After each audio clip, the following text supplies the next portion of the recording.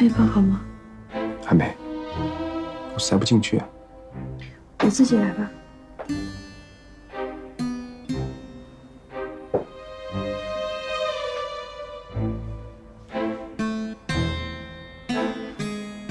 它不会掉进去吗？会。所以你吃饭的时候，别乱晃脑袋。哦。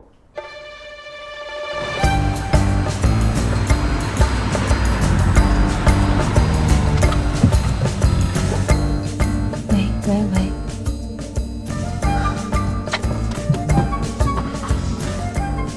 准备好了吗？准备好了。这个案子呢，有很多种方法去解决，我们并不需要你去桃花来锁定嫌疑人，所以今天晚上一定要以安全为主，不要问太多，不要让人起疑，明白了吗？你都啰嗦死了，知道啦。你别那么紧张，他们不会蠢到今天就把你杀了。有你这么给人打气的吗？瑶瑶，一定记住了，下雨了。没下雨啊？这个是安全信号。如果你要是觉得有任何不对的地方，你只要说下雨了，我们就马上冲上去，清楚了吗？清楚了。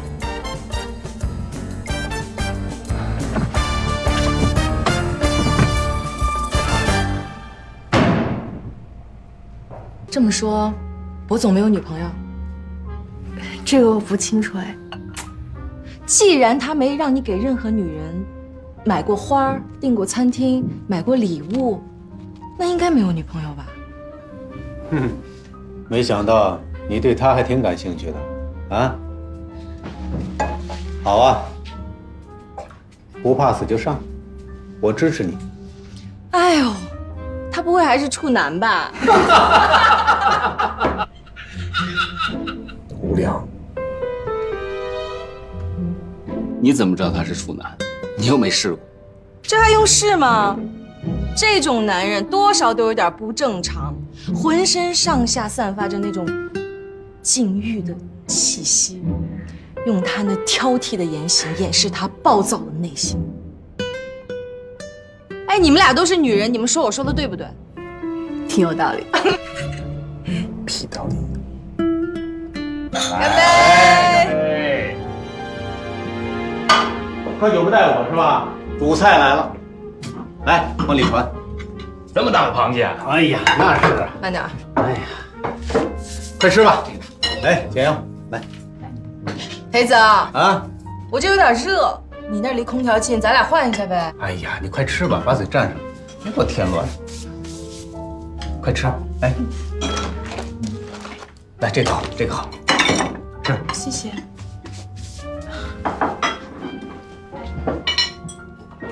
你怎么了？啊？哟，脸红了。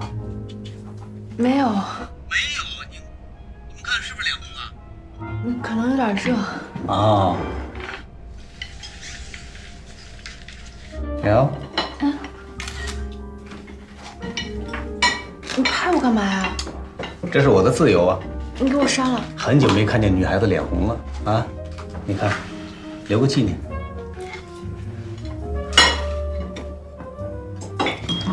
我去趟洗手间。我觉得裴泽的嫌疑最大。我现在要看一下他们家有没有毒品的痕迹。简阳，你别乱来。我们现在手里没有实证，如果能发现裴泽吸毒的证据，那就好办多了。你放心吧。简阳，你千万别逞强。薄心言，什么事？案子结束以后，我要求把他手机里的照片弄出来。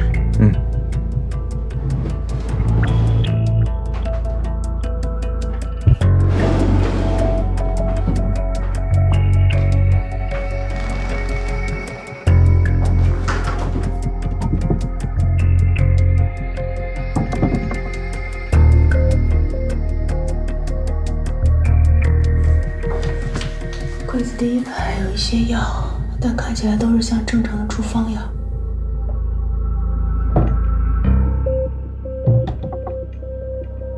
只有2个液体药瓶，是空的，跟黄海威扔掉的长得一样。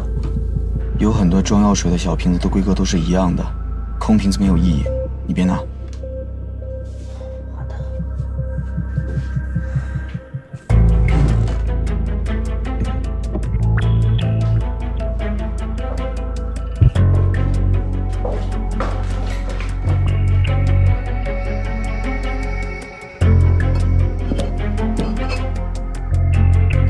马桶水箱里有东西，看上去像是一个塑料防水包。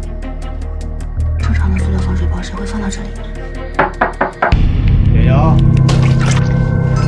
这么漂亮的脸蛋儿，不用这么久的方法。马上就好了。景阳，你出去之后，马上找机会离开，后面的事情我们会处理。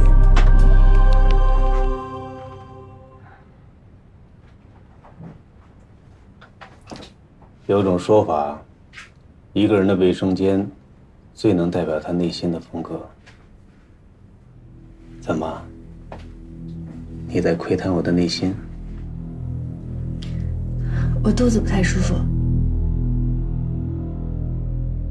景瑶，我有点事儿，我先走了啊。我跟老周顺路，我也先走了，拜拜。再见。拜拜。哎，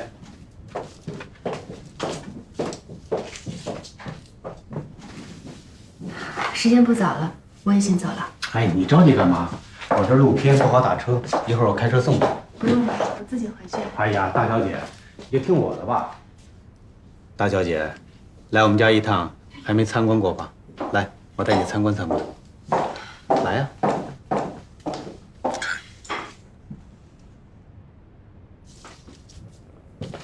来，我的书房，这里放着我的爱好，还有收藏，随便看看。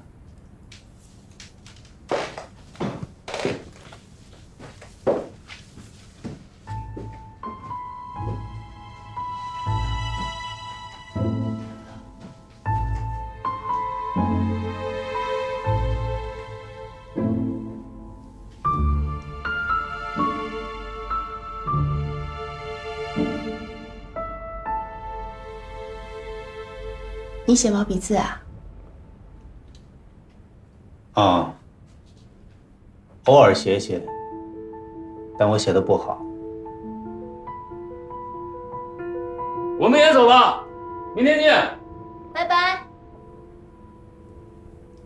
我也先回去了。好啊，你在客厅等我，我拿车钥匙。好。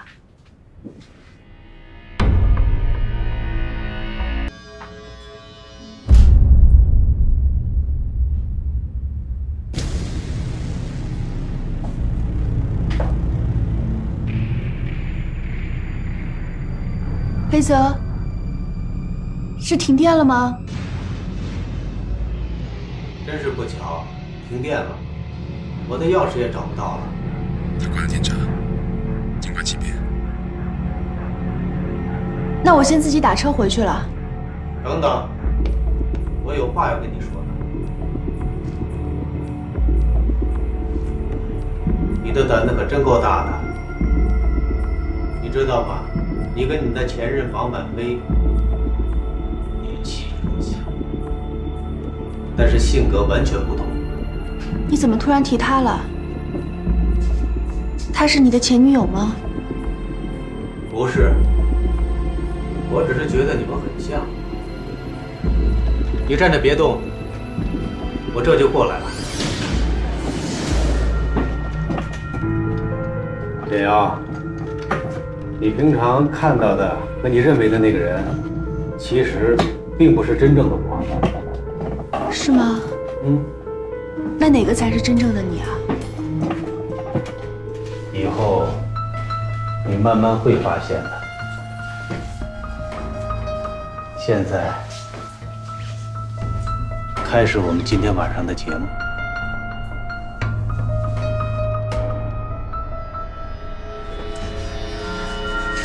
你能不能先把蜡烛点起来？这样才有意思吧？难道你没看出来，今天晚上一切都是我计划好的，目的就是为了把你留下来。你别过来！简阳，简阳，太不小心了，别动！哎呦，乔乔，你把我给绊倒了。你给我起来！我起不来，要不这样，你亲我一下，我就起来。瞧瞧你啊，戒心真的太重了。我只是想给你个惊喜，还非得上刀山下火海啊！你的皮肤可真好。下雨了，你给我放开我！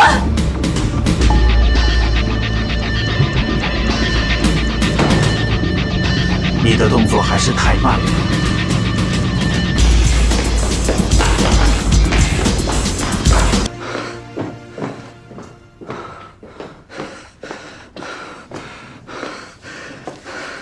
你干的？麻醉针，1个小时之后就会醒了。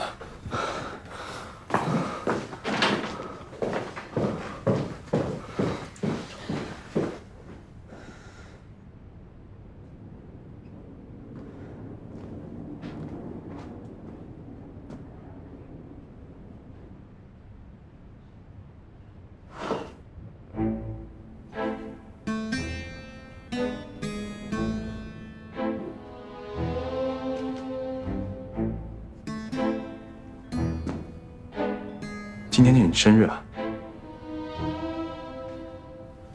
好像是的。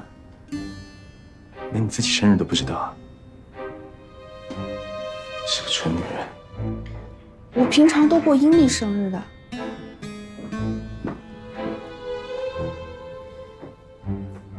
哦，所谓计划好的惊喜节目，原来是要给简瑶过生日，这下乌龙了。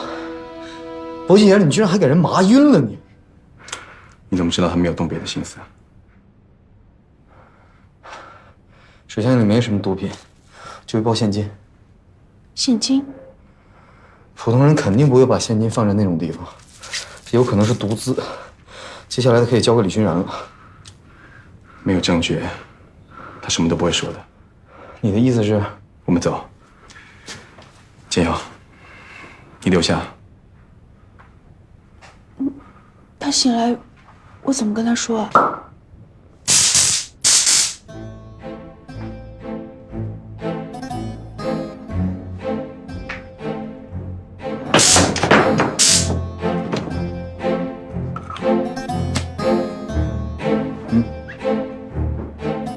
解决了。等他醒过来之后，你就跟他说，是你把他电晕的。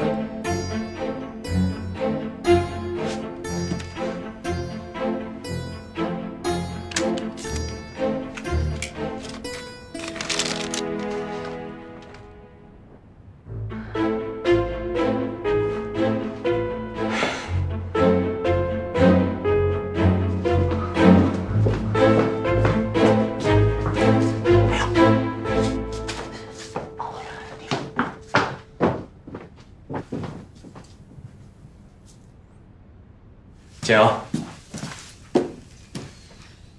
别害怕，再见。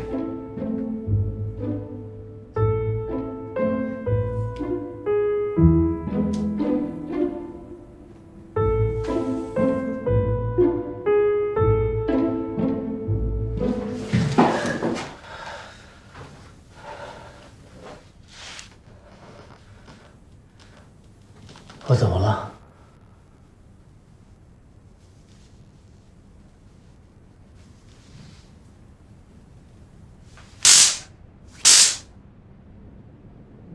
拿电击棒电我？你有病吧？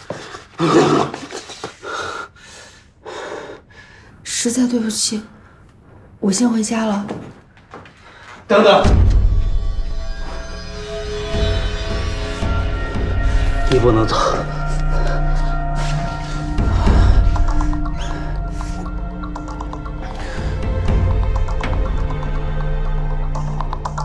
把蛋糕切了，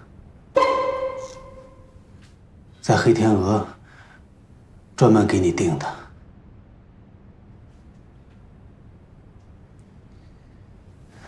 你不切蛋糕，我肯定不会原谅你的。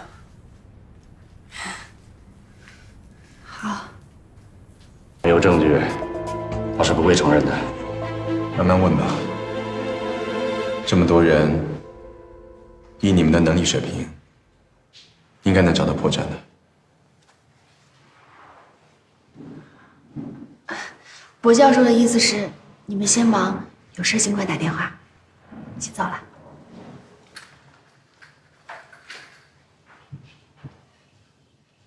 他是这意思吗？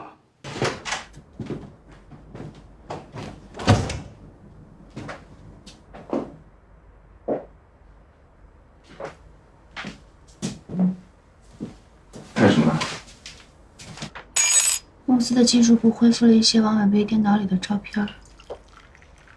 哦，这应该是他刚入职的时候吧，看起来还挺开心的。谁想到，最后是这样的结局。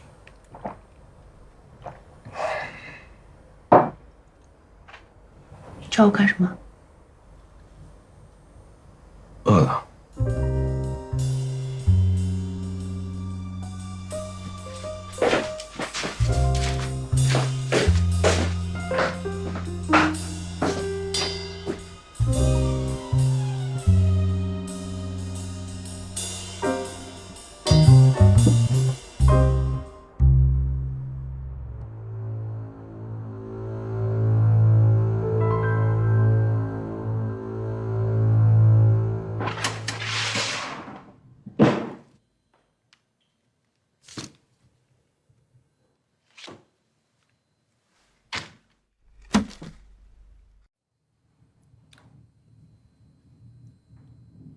这是什么？看来你认得。也许这就是你送给他的吧，让一个年轻健康的女孩染上毒瘾，对她为所欲为。可让你意想不到的是，毒品也无法泯灭王婉薇对麦晨的爱情，她希望得到救赎。而更让你意想不到的是，麦晨居然也爱上了她，鼓起了他反抗的勇气。在那个大雨倾盆的午夜，王婉薇下定决心，扔掉想要自杀使用的毒品，换上黑色的裙子，来到你住的103号房间。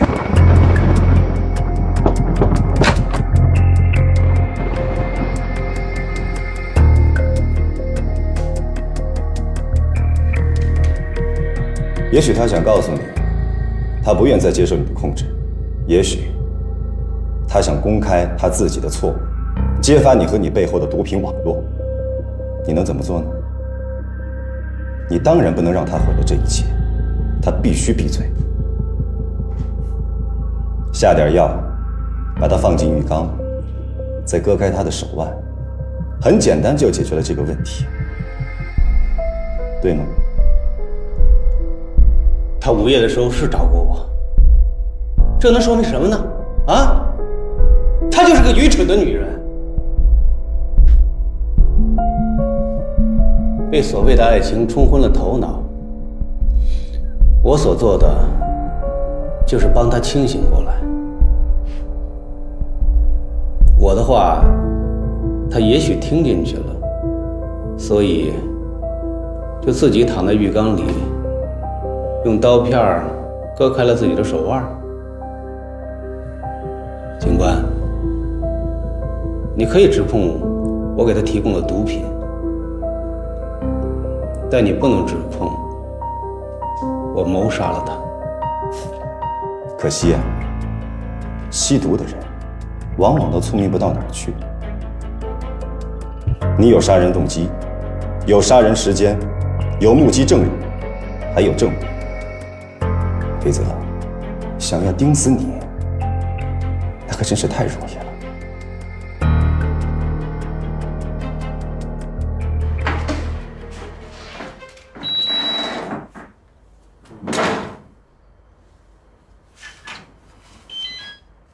薄心言，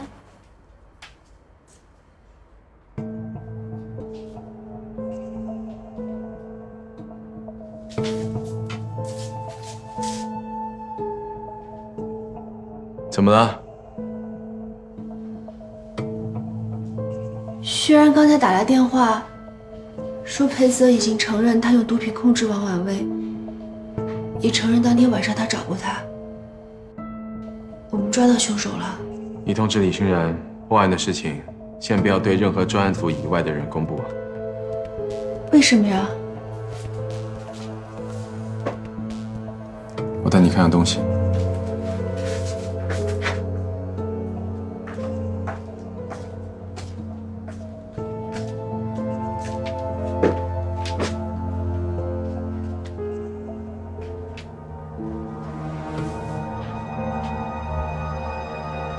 这是我在美国办的最后一个案子。博总，对了，现在应该叫你博警官。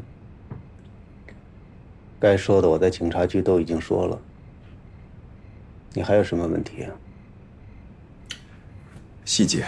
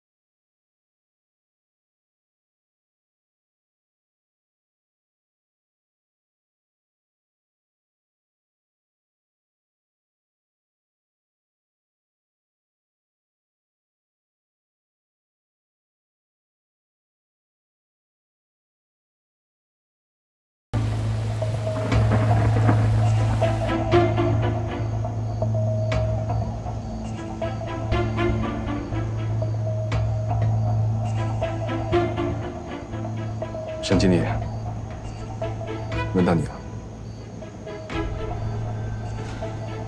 真的什么都不知道。那晚我就跟薛青在一起，不信你问他。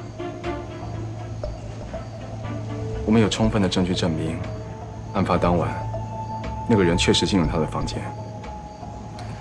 这么大的雨夜，一个女孩子不会无缘无故的跑出屋外，除非是有凶手逼她。很不巧的，她的耳坠就掉在你这里。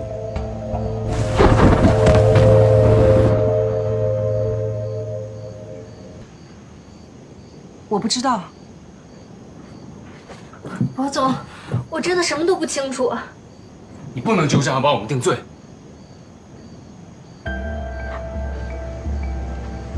开什么玩笑，博总？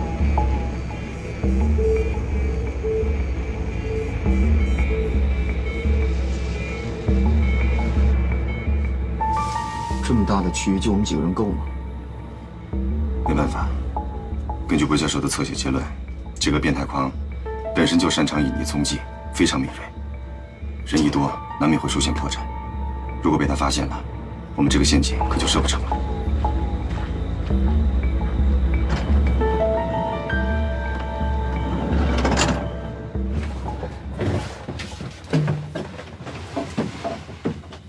怎么样？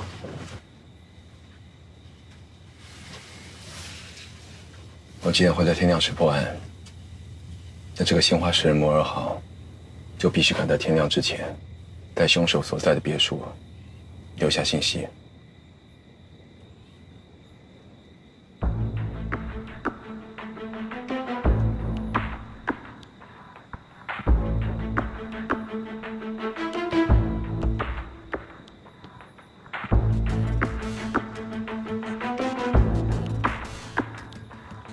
你怎么知道他一定会来？他一定会来，为我而来。为什么？他对于你在查的案子，就好像了如指掌一样。很显然，他一直在我身边，都在暗处监听、窥探、伺机而动，而我迄今却没有发现他的任何踪迹。很显然的，他非常擅长潜伏，所以他也很有可能在我们的办公室里安装了窃听器。不是可能，是肯定。那你怎么告诉我啊？告诉你还怎么本色出演？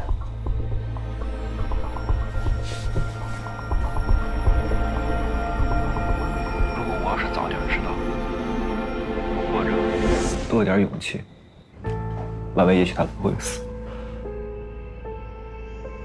海晨，你千万别这么想，这件事情不是你的错。重返犯罪现场真的有用吗？裴泽，这个杀人犯，要是他坚持嘴硬的话，法院会判他有罪吗？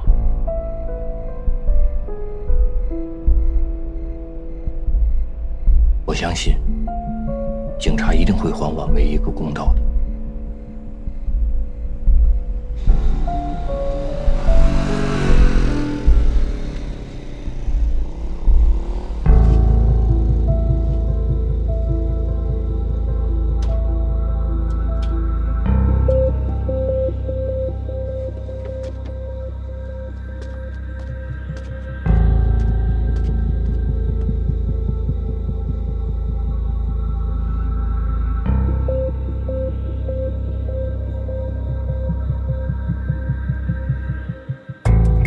走向了裴泽的房间，裴泽是凶手，你一定就是他。射手，行动吧！等等，再观察一会儿。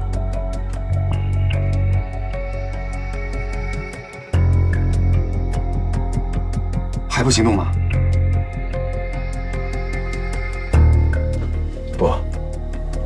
不是他，那个送外卖的，是那个人叫过来的，用来试探。这种变态杀手，他享受的是瞬间杀戮的快感，所以他不会去凶手的房间，而是会去死者的房间。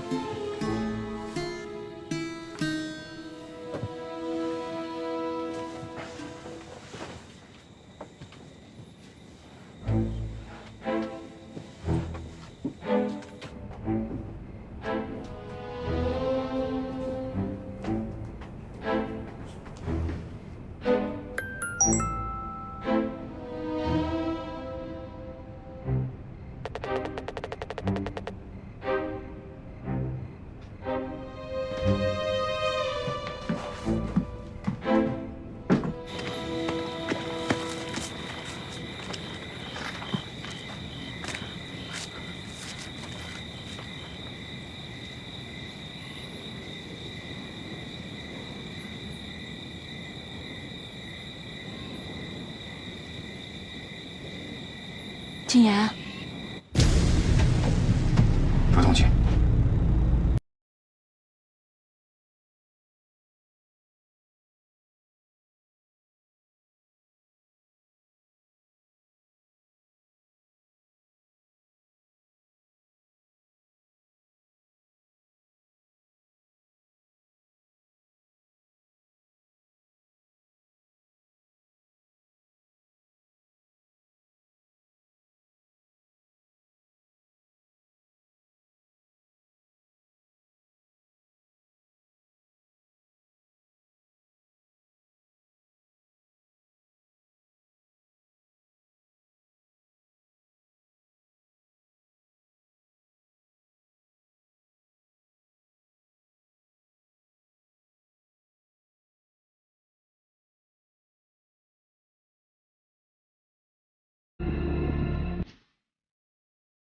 盯住他，别让他逃脱了。你看 ，I miss you so much, buddy。是投影，他放的东西在草地上。我要向对面楼方向移动。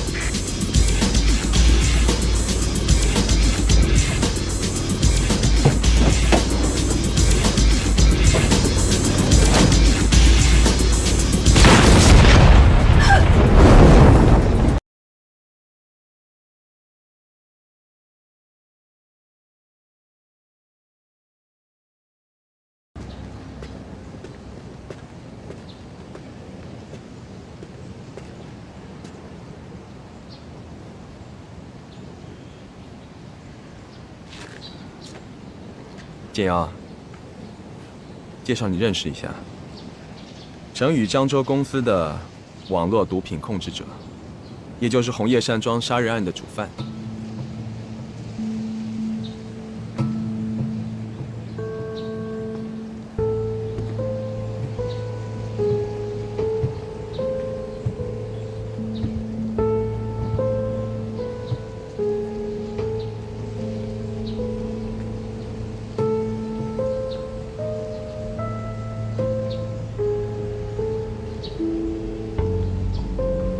不知道你在说什么。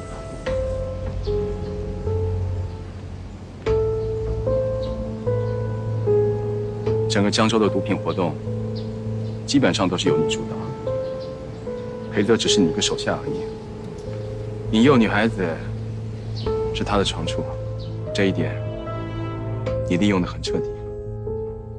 和许多受害者一样，王婉薇不幸地落入你们的手中，供你们娱乐，为你们出卖肉体，分销毒品，一直过着地狱一般的生活。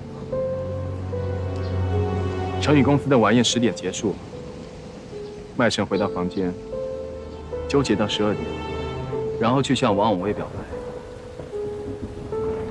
虽然一直想给死者再打一个电话，但结果却是倒在沙发上，人事不知的睡到天亮。这什么酒的酒劲如此奇怪？2个小时发作之后，让人昏迷不醒。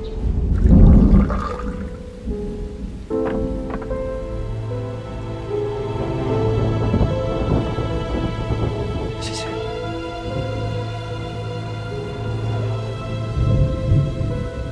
是你给他下了安眠药，因为你要确保他肯定不知道你曾经离开过这个房间。我控制不住他了。这个婊子明天就会把一切都说出来。他不会有那个机会的。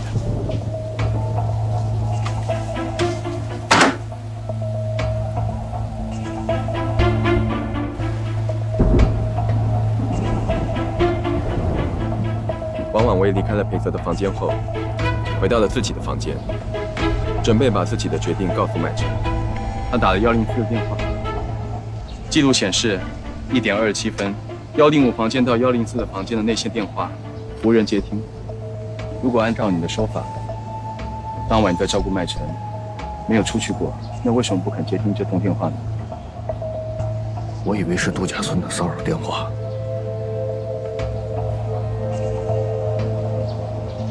是因为王永威拨打这个电话的时候，你就在他身后。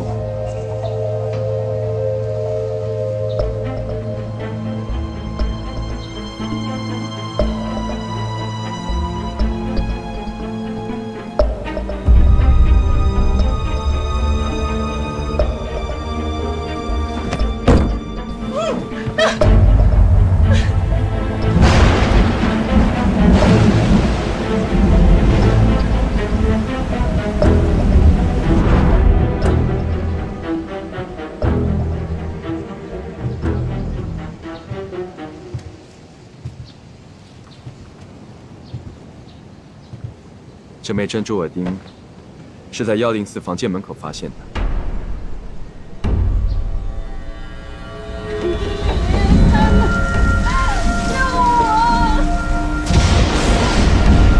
他的呼喊声，也许被人听见了，也许没有。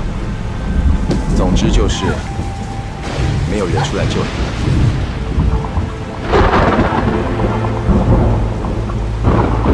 将王永威带回他自己的房间后，你发现他写的那封遗书，于是灵机一动，决定制造他自杀的假象。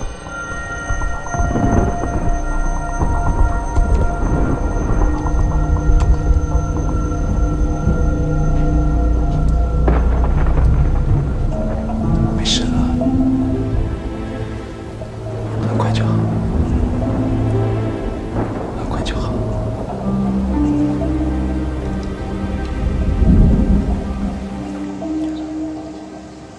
很精彩的推论，但也仅仅是推论而已。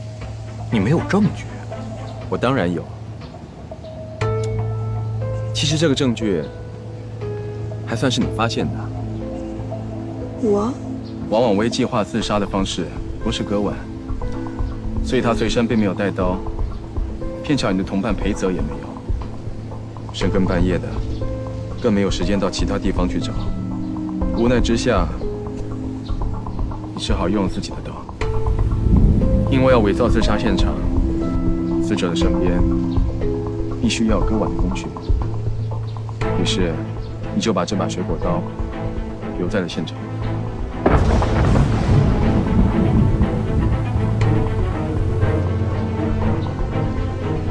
像这种样式的小刀，随随便便在哪个地方都能买得到。你凭什么说是我的呀？这是市场2部外出野餐时拍的照片。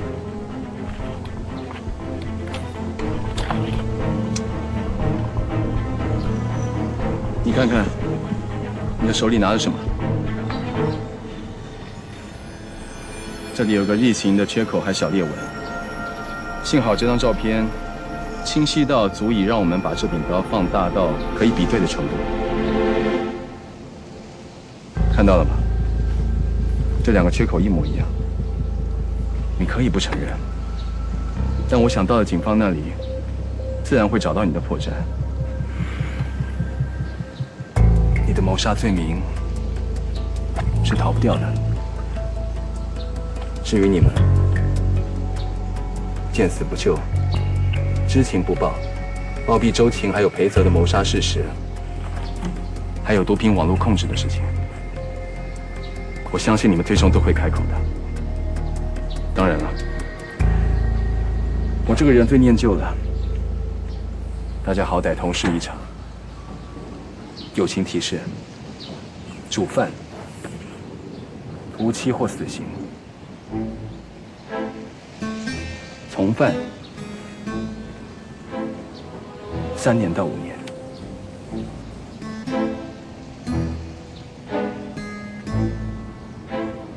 做好心理准备。Have a nice trip.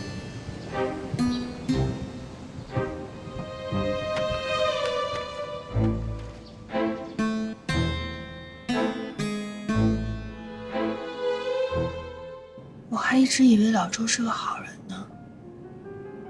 他儿子才刚上小学，就算是为了这个孩子，他怎么能做得出这样的事啊？我还是弄不明白，这件事情到底是怎么发生的？你又是从什么时候开始怀疑他的？就是因为那把小刀吗？想弄明白，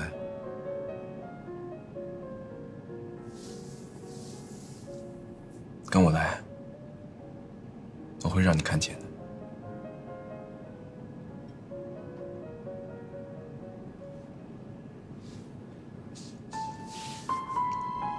首先呢，这起案子不是预谋的，这个山庄才刚刚修好，他们也是第一次到这里开会，他们根本不熟悉地形，所以就不清楚哪里有保全，还有监控了。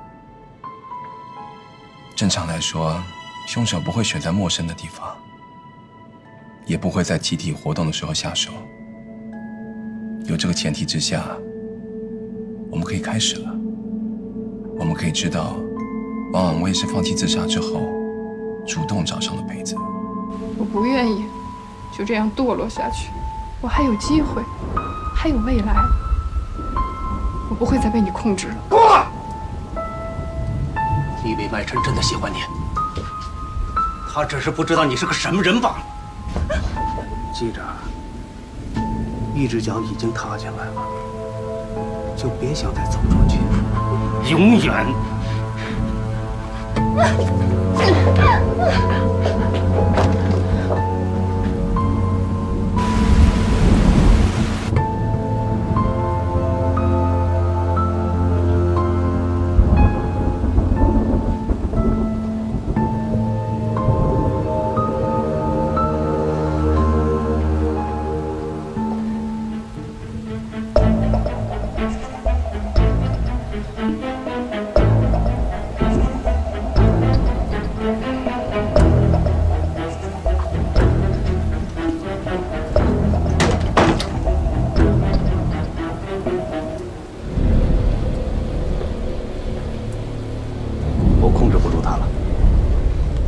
明天就会把一切都说出来。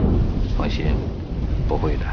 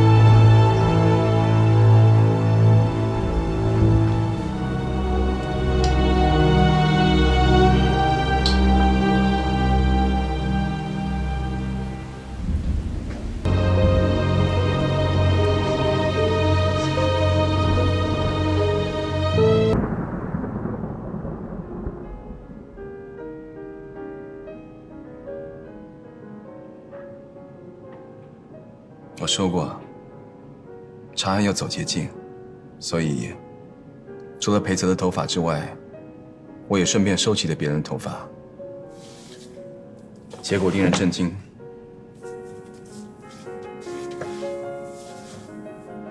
毒品检验报告，除了麦陈还有血清之外，全部都是阳性。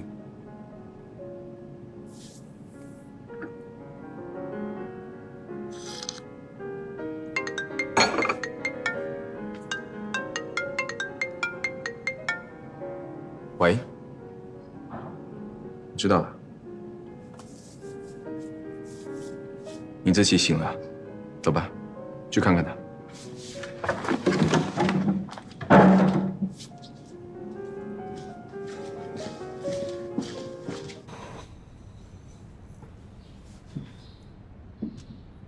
罗教授，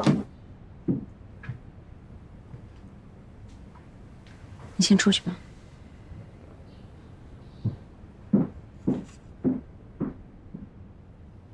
你没事吧？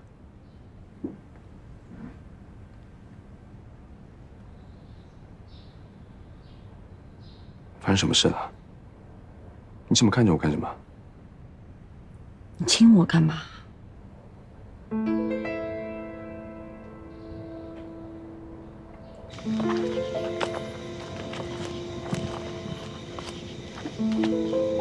怎么样，找到凶手了吗？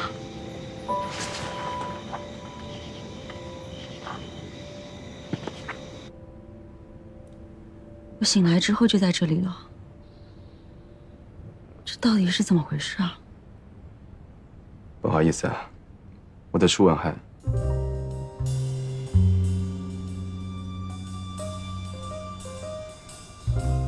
虽然已经不在了，但我没有跟你乱伦的意思。恭喜你，看来你是和他接吻了。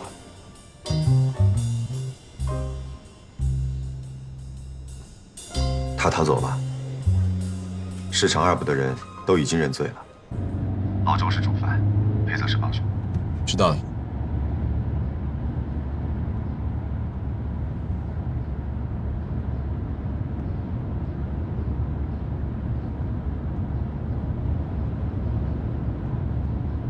你吻了董事长？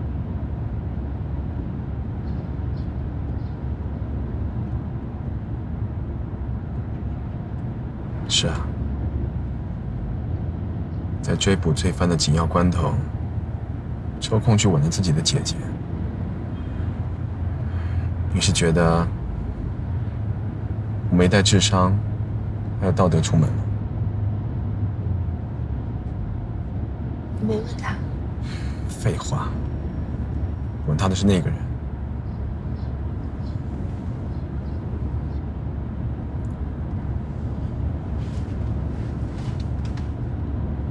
我昨天只吻过一个人。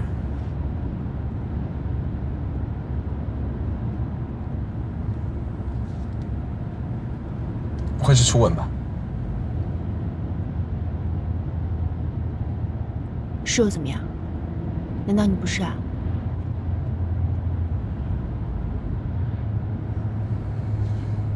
放心吧，以后你有了男朋友，这件事我不会说的。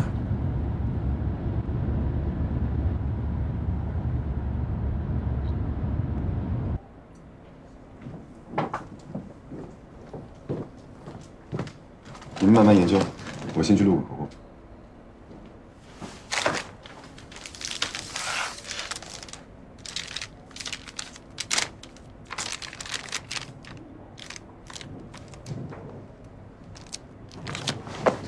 这张，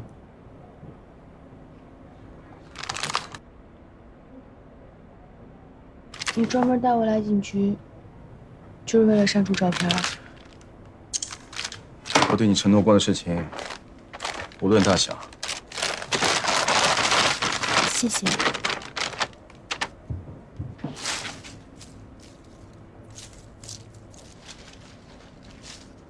这什么？还记得裴德江的毛笔吗？这些啊，都是从毛笔上拆下来的，全都是女人的头发。他家里面啊，一幅字画都没有，也没看到末世砚台，单单一支毛笔，我判断这些毛发都是来自于不同女人，这些女人呢，都曾经跟他有过恋爱关系，甚至性关系。这都是他的珍藏品。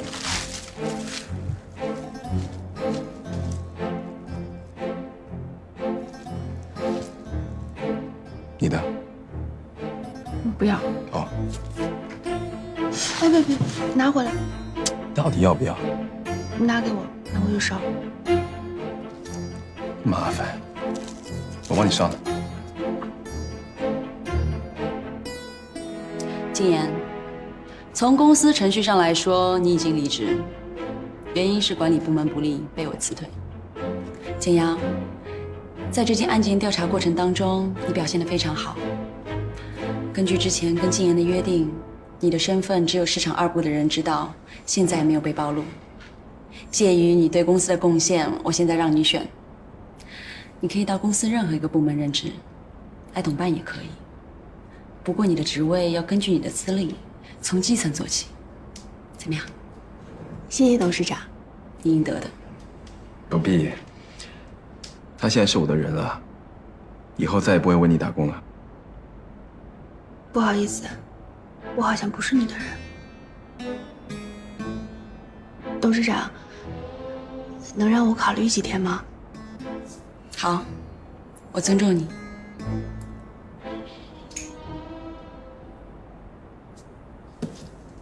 怎么样？查清楚那个账户了吗？别着急，是狐狸，我要把早晚露出来。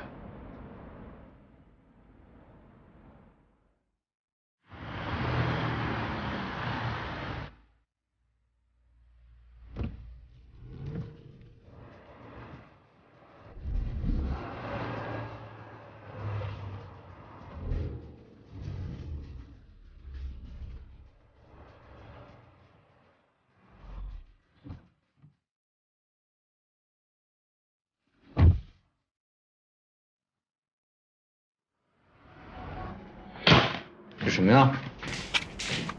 李轩然他们在山崖下发现尹自奇被抢车，车发生爆炸，尸体也烧焦了。警方提取的 DNA 比对，在国内没有匹配。我跟李轩然要了一份，你发给苏森吧。怎么了？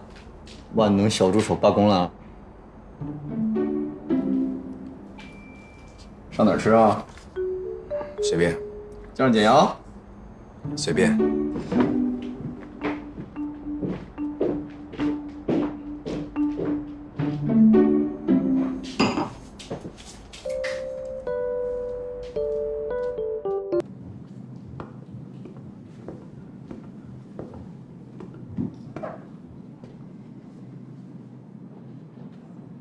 你跟来干什么呀？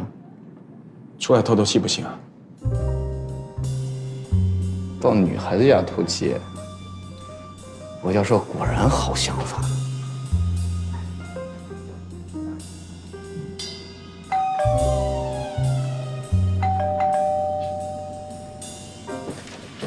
公主显然不在家，你给打个电话吧。你自己不会打？你俩不会是在冷战吧？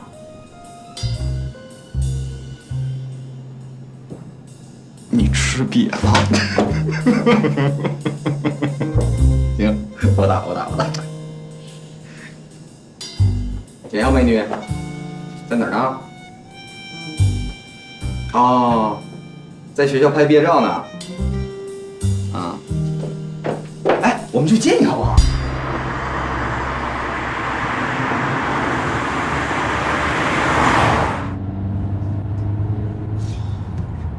所以他2天没见你了。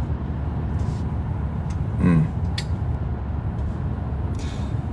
也不给你打电话，也不理你。嗯。你约他吃饭，他全推了，还不搭理你，幼稚。喂，搞清楚是谁幼稚好不好？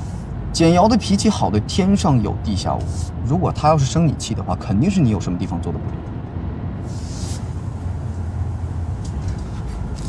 不要告诉我你连他为什么生气你都不知道。当然知道，他在我面前就像是一张白纸。为什么呀？他不见我，是因为正在和我跟尹子琪之间做一个选择。原来是这样啊！很显然的，这个女人因为这件事情心理压力比较大，所以才跟我闹情绪。不过你也不能怪她，人家学了这么多年的专业，你让她一下全都抛弃了，做这种选择很困难。再说了，你那份工作又血腥又劳累，一般的女生很难接受的。我要是她的话，我也选尹子琪。部门随便我挑，还有比这更好的事情吗？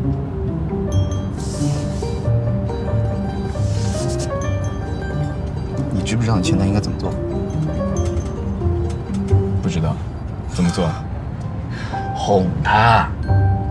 如果你不想失去这个助手的话，这2天咱们2个就把她像女神一样，什么事情都顺着。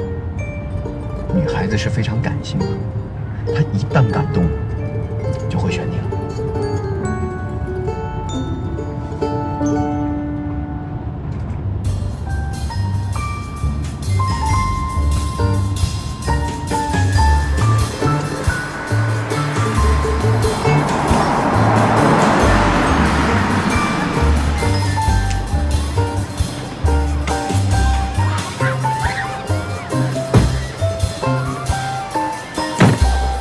哎呀，想起了美好的大学时光了。1、3，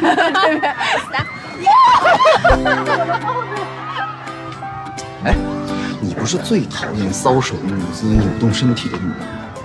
这哪算搔首弄姿啊？很自然。有空提高一下你的审美水平。你别去了，这车让不出。为什么？你万一把人吓跑了怎么办？人现在不想见你。对。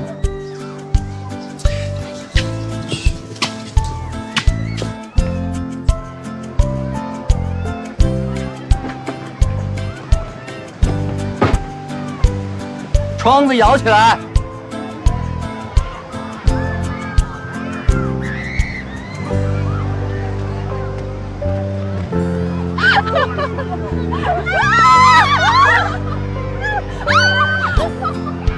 停！天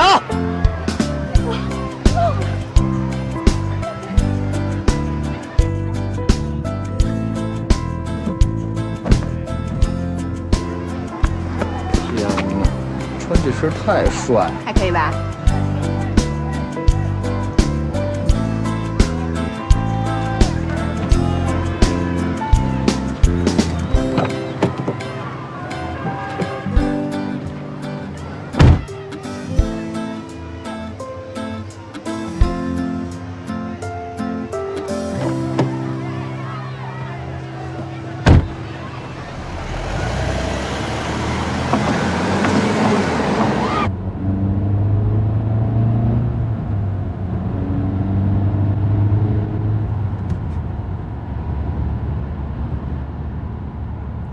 简单美女，想吃什么呀？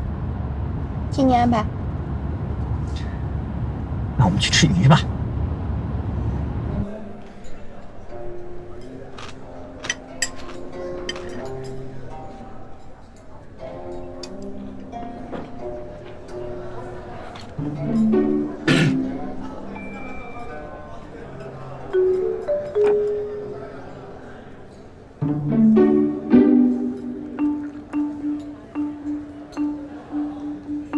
没有。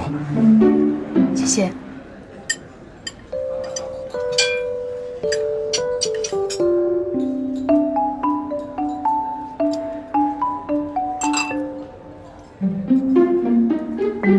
喂，周周。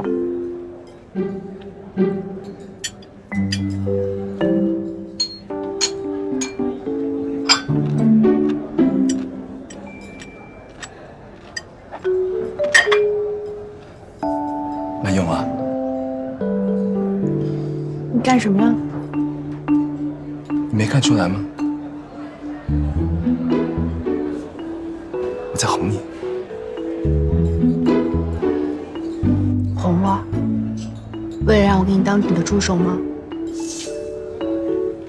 也不完全是这个原因。我认为我们两个应该和好。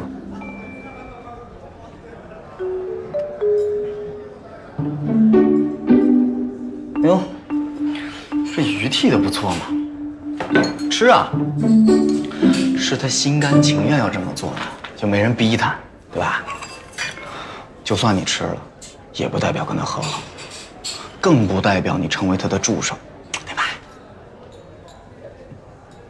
你好像忘记你自己的立场了。我当然没有忘记，我一直以简瑶小姐马首是瞻。